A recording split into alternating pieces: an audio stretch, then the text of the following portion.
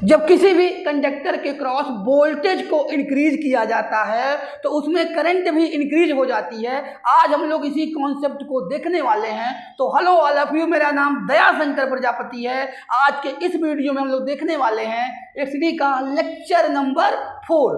तो सबसे पहले देखेंगे सर्किट डायग्राम क्या होती है and component of electrical circuit, और उसके बाद ओम्स लॉ को डिटेल में स्टडी हम लोग इस वीडियो में करेंगे। तो सबसे पहले होता है सर्किट डायग्राम क्या होती है। तो देखें, जितने भी हमारे कंपोनेंट होते हैं इलेक्ट्रिकल सर्किट के, जितने कंपोनेंट होते हैं उन्हीं को सिंबॉलिक रिप्रेजेंटेशन सर्किट डायग्राम कह सकते हैं। एक सिंबॉलिक रिप्रेजेंटेशन होता है कंपोनेंट ऑफ इलेक्ट्रिकल सर्किट।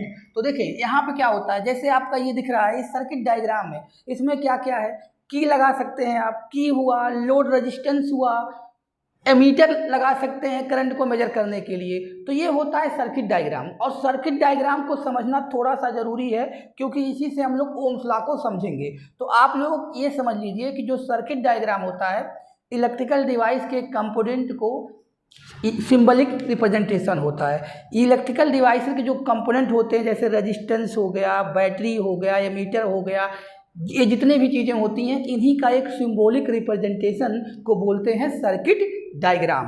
तो आप समझ गए होंगे सर्किट डायग्राम क्या होता है। अब कंपोनेंट ऑफ इलेक्ट्रिकल सर्किट या सर्किट डायग्राम के कितने कंपोनेंट होते हैं, और उस कंपोनेंट को आपको याद करना होगा। जो भी यहाँ पे आपको दिख रहे हैं कंपोनेंट, जैसे यहाँ पे है बैटरी है, सेल है, वायर है, रेजिस्टेंस है, वेरिएबल रेजिस्टेंस है, जितना है meter, volt meter, joint, wire का ज्वाइंट, वेरिएबल रेजिस्टेंस, रिहोस्टेट, जितनी भी चीज़ें इसमें दिख रही हैं आपको, इन सब चीज़ों को आप नोट करके इनको याद करना होगा। क्योंकि कभी कभी एग्जाम में एक सिंबल बना के देता है तो पूछता है ये किसका सिंबल है। जैसे मीटर का दे दिया, वोल्ट मीटर का दे दिया, रेजिस्टेंस का दे दिया, वेरिएबल रेजिस्टेंस, रिहोस्टेट, वही रिहोस्टेट होता है। तो इन सबको आप याद रखेंगे। या तो आपको बनाने के लिए कहेगा, 1 नंबर के क्वेश्चन इस पे आ सकते हैं, या तो आपको देकर पूछेगा ये किसका सिंबल है। ठीक है, तो ये हो गया आपका कंपोनेंट ऑफ इलेक्ट्रिकल सर्किट, और आपको भी बताया सर्किट डायग्राम। अब हम लोग बात करेंगे जो इस वीडियो का मेन टॉपिक है, ओम्स लॉ। तो इसको बहुत ध्यान से समझना है। ओम्स लॉ बोर्ड एग्जामिनेशन के लिए बहुत ही इंपॉर्टेंट है। इस पर न्यूमेरिकल भी आती है, इसके ग्राफ भी आते हैं। न्यूमेरिकल, ग्राफ और ओम्स लॉ का स्टेटमेंट सभी इंपॉर्टेंट है, तो बहुत ध्यान से देखिएगा। ओम्स लॉ को समझने से पहले 1 मिनट आप यहाँ पे ध्यान देंगे। हम सभी को पता होता है, ये जनरली देखा जाता है कि अगर किसी भी सर्किट में मान लीजिए बल्ब लगा है, यहाँ बैटरी लगी हुई है 20 वोल्ट की, ये मान लीजिए 10 वोल्ट है, 10 वोल्ट है। अब अगर हम इसको 12 वोल्ट कर देंगे तो इसकी ग्लोइंग क्या होगी, ग्लोइंग बढ़ने लगेगी। यानी बल्ब की जो ब्राइटनेस होगी, ग्लोइंग होगी, वो बढ़ता जाएगा। वोल्टेज बढ़ाने पे ग्लोइंग ऑफ बल्ब क्या होगा, इंक्रीज होगा। मतलब अगर वोल्टेज मतलब वोल्टेज यहाँ पे जो पोटेंशियल है, पोटेंशियल बैटरी का, यानी इस कंडक्टर यानी बल्ब के क्रॉस का पोटेंशियल बढ़ाएंगे तो करंट जो इसमें आ रहा है, इसकी वजह से ये क्या होती है, ग्लो हो रही है, जल रही है, वो इंक्रीज होने लगेगी। तो ओम्स ने इसी से रिलेटेड लॉ दिया था। तो उनका लॉ क्या था आपको समझना होगा। यहाँ ने आपने क्या देखा कि वोल्टेज इंक्रीज करने पे करंट क्या हो रही है, इंक्रीज हो रही है, यानी वोल्टेज बढ़ाने पे करंट भी बढ़ रही है। तो इसी से ओम्स का लॉ है। क्या है, अब देखिए उन्होंने बताया according to Ohm's law potential drop across end of conductor. Potential drop को B से मान लिया जाए। Potential drop across end of conductor directly proportional to the current, temperature, pressure and other physical quantity क्या होगा, रिमेनिंग कांस्टेंट। क्या, potential drop across end of conductor vary directly with current, या potential drop across end of conductor directly proportional to the current, temperature, pressure and other physical condition क्या होगा, remaining constant. ये कहना बहुत जरूरी है। Potential current के साथ डायरेक्टली प्रोपोर्शनल होता है, यानी पोटेंशियल बढ़ने पे करंट बढ़ेगा, यही ओम्स लॉ है। लेकिन उसके अकॉर्डिंग और क्या है, जो फिजिकल कंडीशन है, जैसे टेम्परेचर, क्योंकि टेम्परेचर बढ़ाने पे रेजिस्टेंस कंडक्टर का बढ़ जाएगा, वो दूसरी बात हो गई। तो यहाँ पे ध्यान दीजिएगा कि टेम्परेचर, प्रेशर और अदर फिजिकल कंडीशन को क्या रखना है, कांस्टेंट रखना है। Potential drop across end of conductor vary directly with current या directly proportional with current, temperature, pressure and other physical condition remaining constant.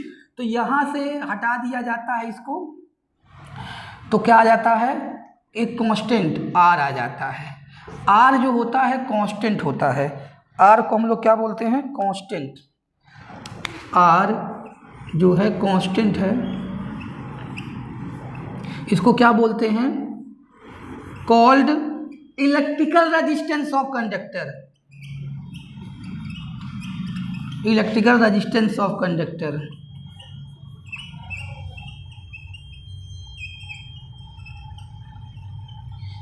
Are क्या होता है, कांस्टेंट होता है।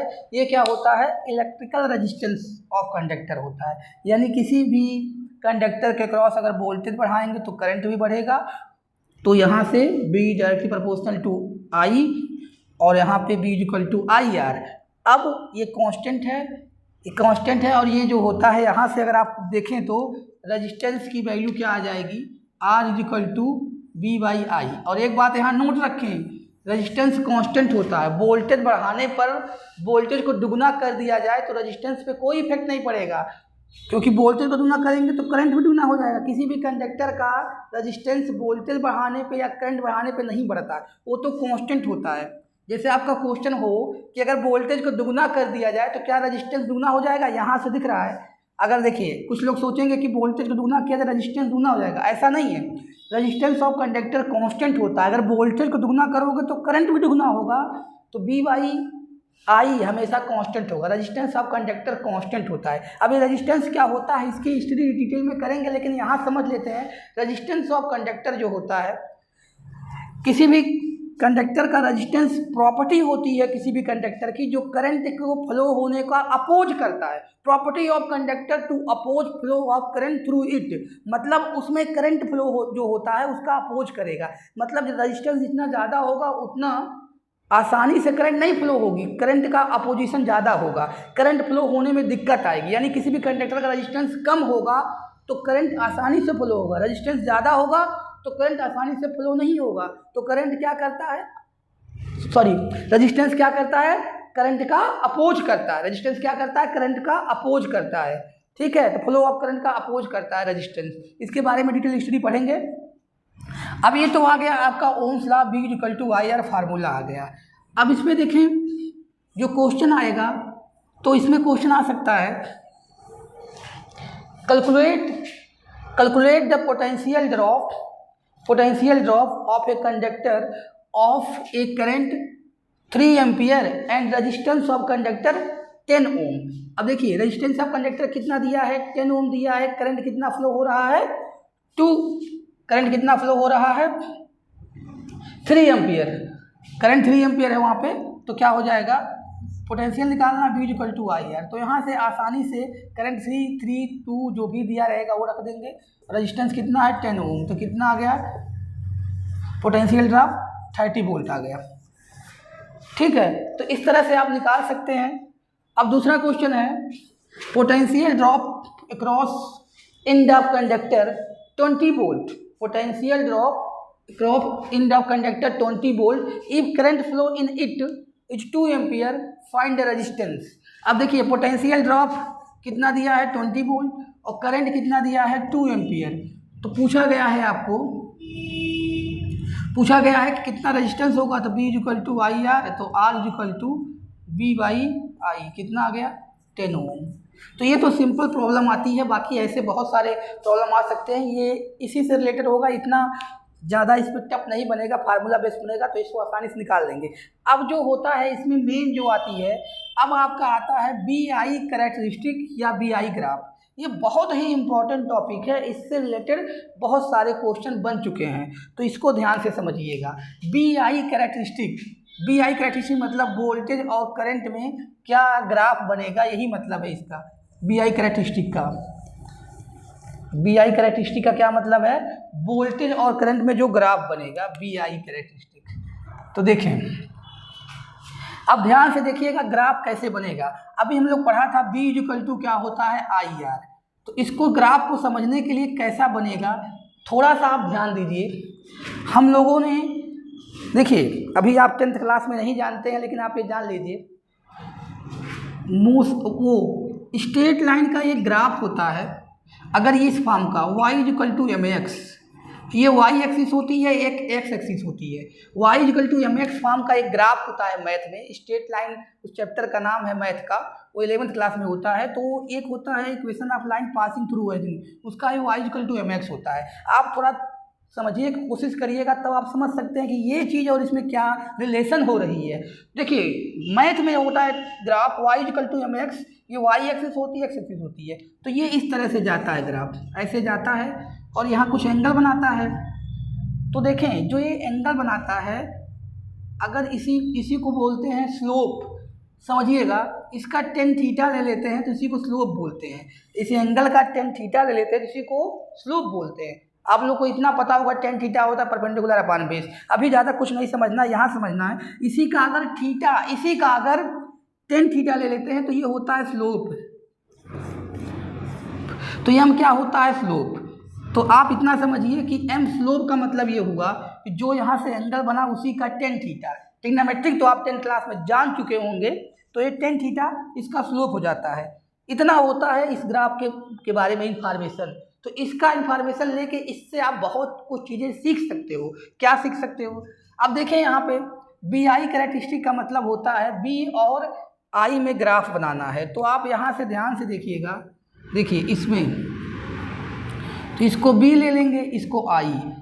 आप यहाँ आके देखिएगा, ये Y है और X है। उसी तरह से इसको B और इसको I ले लिया, तो ग्राफ इसका ऐसे ही जाएगा। ये तो फिक्स हो गया, ग्राफ ऐसे ही जाएगा, ये तो फिक्स हो गया। तो अब इसमें और क्या देखने को मिला, जो यहाँ R आ रही है, जैसे यहाँ M था तो क्या था, स्लोप था।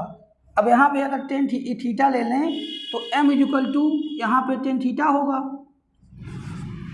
m = और m यहाँ पे क्या है, यहाँ पे m था, यहाँ पे m क्या है, r। तो r यहाँ पे r लिख लीजिए ऐसे, m = tan थीटा तो होगा और यही r के इक्वल होगा। यानी मतलब क्या हुआ, जो इसका स्लोप होगा वो रेजिस्टेंस ऑफ कंडक्टर के इक्वल होगा। अभी आप कम समझे होंगे तो अभी आप और समझेंगे कि क्या मतलब हुआ इसका। इससे क्या मतलब निकल गया कि रेजिस्टेंस ऑफ कंडक्टर होगा। यानी अगर ग्राफ दिया हो, अभी एक ग्राफ दिया तो आप कुछ नहीं समझ पा रहे होंगे, बस इतना समझ जाइए कि अगर ये थीटा है तो जो इसका स्लोप होगा वो क्या बताएगा, वो बताएगा रेजिस्टेंस ऑफ कंडक्टर। ग्राफ तो इसका ऐसे ही बनेगा, जैसे y = mx का ग्राफ ये था, वैसे ही b = IR का ग्राफ ये हो गया। अब इसमें मिला क्या हमको, अब इसको देखो मैं मिटाता हूँ, आप देख लीजिएगा। अब मिला क्या हमको, अब जैसे अब आपका एग्जामिनेशन में क्वेश्चन कैसे कैसे आ सकता है, ध्यान से देखिएगा। पहला क्वेश्चन तो आपका ये हो सकता है कि यहाँ पे ये V दिया होगा, I दिया होगा, यहाँ पे दे दिया 60 और ये A है। तो कहेगा resistance of conductor, find resistance of conductor A, resistance of conductor, देख लीजिएगा उधर लिखा है कंडक्टर A। तो देखिए यहाँ पे रेजिस्टेंस ऑफ कंडक्टर दिया है 60 डिग्री दे दिया। तो अब आपको समझ में आया होगा, यहाँ से R जो इसका RA रेजिस्टेंस ऑफ कंडक्टर, इसको RA मान लें, क्या लिख लेंगे, tan 60, क्योंकि क्या होता है, स्लोप जो होता है वही रेजिस्टेंस के इक्वल होता है, R यानी रेजिस्टेंस के इक्वल होता है। तो आपका क्या हो गया, RA = tan 60 और tan 60 वाली होती है 3, तो इसकी क्या आ गई 3 ओम। देखिए रेजिस्टेंस अभी आपको बताया था, R क्या होता है रेजिस्टेंस, उसकी SI यूनिट होती है ओम, क्योंकि ओम से बताया था इसलिए SI यूनिट ओम्स होती है। और उसको ऐसे देखिए, ओम्स को ऐसे बनाया जाता है, आप देख लीजिएगा इस तरह से बनाया जाता है। ठीक है, तो ये हो गया 3√3 ओम, tan 60 को कितने थे, √3। तो इस तरह से ये फायदा हुआ कि अगर आपका क्वेश्चन एग्जामिनेशन में आ जाता है, BI कैरेक्टरिस्टिक दिया है, यहाँ एंगल दिया है, रेजिस्टेंस पूछेगा तो उसी का tan ले लीजिएगा, क्योंकि रेजिस्टेंस = tan थीटा यानी स्लोप होती है। अभी इतना समझ पाए होंगे, तो इसको ध्यान से नोट कर लीजिए। अब अगर दूसरी बात अब आती है, यहाँ पे ध्यान देने वाली है। अभी आप क्या समझ गए, रेजिस्टेंस ऑफ कंडक्टर जो होता है स्लोप बताता है, जो उसका स्लोप होता है रेजिस्टेंस ऑफ कंडक्टर बताता है। अब देखिए दूसरी बात अब यहाँ पे ध्यान देने वाली है। देखिए यहाँ पे ये भी BI कैरेक्टरिस्टिक दिया है, BI कैरेक्टरिस्टिक आपको दिया हुआ है डिफरेंट कंडक्टर का। ये मान लीजिए A वाला है और A मान लीजिए B वाला है। और एक और मान लीजिए सी का है, ये सी है। ए बी सी 3 कंडक्टर के लिए आपको ग्राफ दिया हुआ है बी आई कैरेक्टरिस्टिक। कह दे 3 कंडक्टर हैं आपके पास जिनका कैरेक्टरिस्टिक बी आई कैरेक्टरिस्टिक इस तरह दिया है, ये ए का है, ये बी का है, ये सी का है। तो किसका रेजिस्टेंस ज़्यादा होगा, रेजिस्टेंस का ऑर्डर निकालो। यहाँ पे ध्यान दीजिएगा।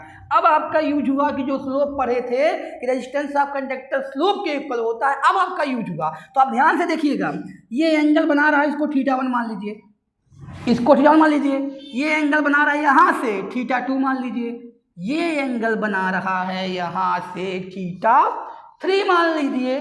तो आपको एक चीज़ दिख रहा होगा, क्या दिख रहा होगा कि अगर हम इसका निकालें, पहले का आर ए निकालें, तो आर ए क्या होता है, स्लोप होता है। तो इसका कितना एंगल बना रहा है, θ1 कितना बना रहा है, देखो ये कितना बना रहा है θ1, तो क्या होगा tan θ1।